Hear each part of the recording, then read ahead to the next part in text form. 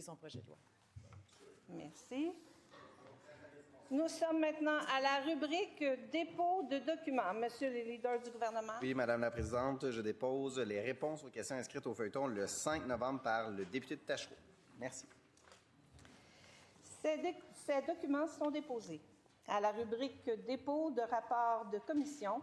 Monsieur le Président de la Commission des finances publiques et député de Blainville. Oui, Madame la Présidente.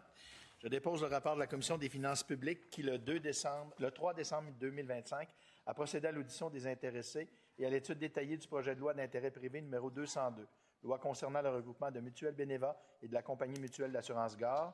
La Commission a adopté le texte du projet de loi sans amendement. Ce rapport est-il adopté? Adopté. Y a-t-il consentement pour déroger à l'article 4.4 des règlements de fonctionnement afin de déposer un rapport du comité directeur de la Commission de l'Assemblée nationale? J'ai consentement? Je dépose le rapport du comité directeur de la Commission de l'Assemblée nationale qui s'est tenu le 3 décembre 2025 afin de statuer sur une demande du groupe parlementaire formant l'opposition officielle concernant un changement de membres ainsi que la désignation de la présidence de la Commission de la culture et de l'éducation. Nous en sommes maintenant au dépôt de rapport de commission. Je cède maintenant la parole à M. Benjamin, troisième vice-président et député de Viault, pour nous présenter cette motion. Madame la Présidente, je propose que les modifications à la composition des commissions telles que prévues au rapport du comité directeur de la Commission de l'Assemblée nationale soient adoptées. Y a-t-il consentement pour déroger aux articles 129 et 134 du règlement? Consentement. Cette motion est-elle adoptée? Adoptée. Il n'y a pas de dépôt de pétition, il n'y a pas de réponse orale aux pétitions ni d'intervention portant sur une violation de droits ou de privilèges. Je vous avise qu'après la période de questions et réponses orales sera tenu le vote reporté sur l'adoption du principe du projet de loi numéro 3.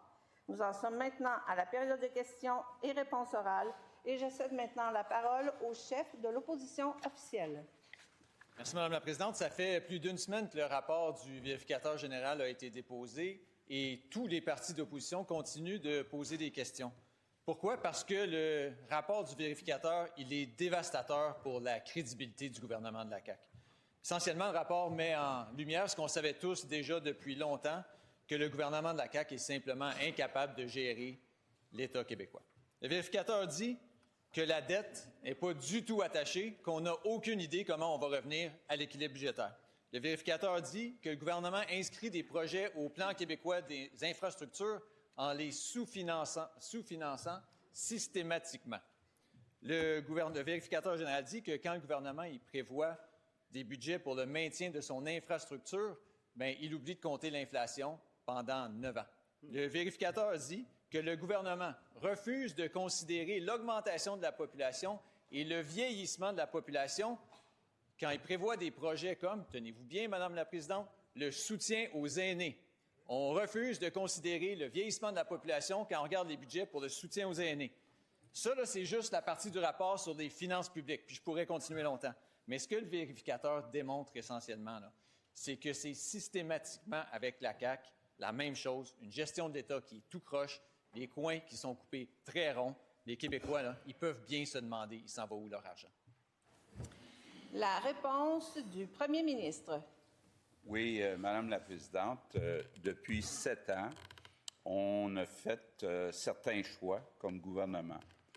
Premier choix, on avait un rattrapage énorme à faire dans les infrastructures. Il y avait eu du laisser-faire pendant 15 années libérales.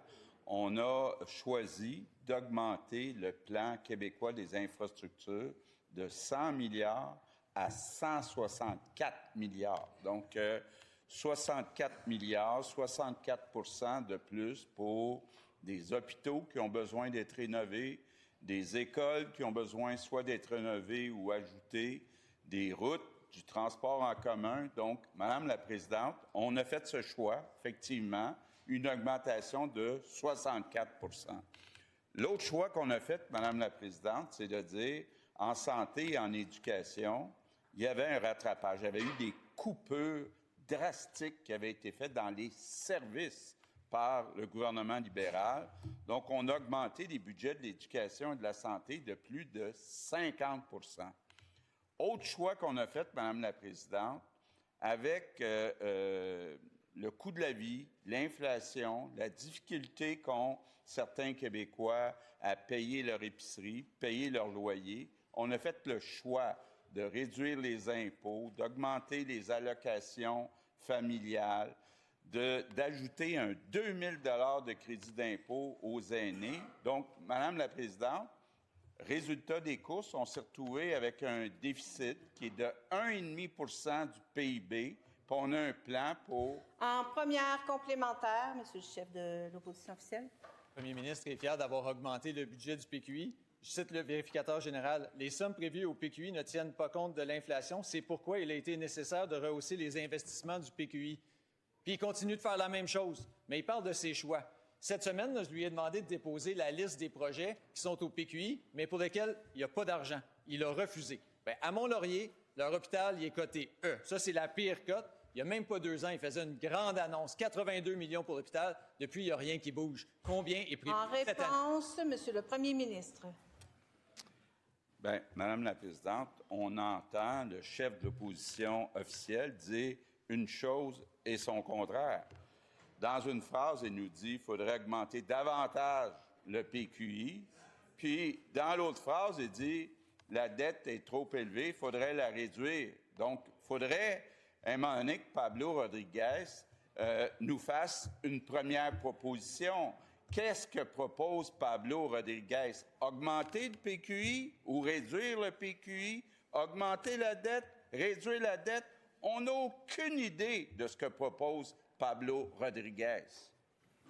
Deuxième complémentaire. Ce qu'on veut, c'est que le gouvernement soit transparent, mais il est incapable de répondre. Parce que la vraie réponse, là, c'est zéro. Il n'y en a pas d'argent prévu cette année. Il annonce des projets, il les suspend ensuite par manque d'argent. Au printemps, il a fait une belle annonce pour nous dire « Oh non, il y en a de l'argent », mais à Mont-Laurier puis ailleurs, là, il n'y a rien qui avance. Pourtant, selon le premier ministre, il n'arrête pas de nous sortir des tableaux pour dire que l'économie va bien. Alors, s'il était capable de faire des annonces financées en 2023 puis qu'il n'est pas capable de rien faire en 2025, il y a des explications à donner à la population. En réponse, Monsieur le Premier ministre. Bien, Madame la Présidente, encore une fois, on vient d'entendre une chose et son contraire. Je rappelle, concernant les infrastructures, le plan de 10 ans, les libéraux avaient un plan de 100 milliards. On l'a augmenté à 164 milliards. C'est une augmentation de 64 %. C'est pas parce qu'il y a des problèmes qui sont apparus tout à coup. C'est des problèmes qui étaient déjà là, puis le gouvernement libéral qui était là pendant 15 ans a sous-financé les infrastructures au Québec. Maintenant, j'aimerais savoir, là, est-ce qu'on a une proposition du Parti libéral puis de Pablo Rodriguez d'augmenter ou de diminuer le PQI? Troisième complémentaire. Madame la Présidente, il y a 2 ans, pas dans le gouvernement libéral, il y a 2 ans, il nous disait qu'il y avait de l'argent pour ces projets-là, puis cette année, il nous dit qu'il n'y en a plus. Mais je ne peux pas lui parler du rapport du VG sans lui parler des cartes de crédit, parce que le VG a passé une section au complet, juste là-dessus.